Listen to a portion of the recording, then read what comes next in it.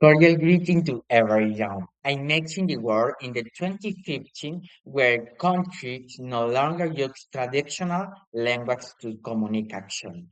Instead, people rely on real-time brain transaction technology because of the action, traveling and studying abroad have become easier, but human interaction feel less emotional. People understand each other instantly, yet they struggle to express feeling deeply. School focus leads to language and more on creative and ethic.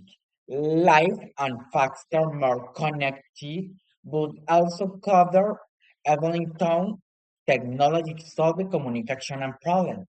For finality, it shows how humans truly connect with each other. Thank you so much.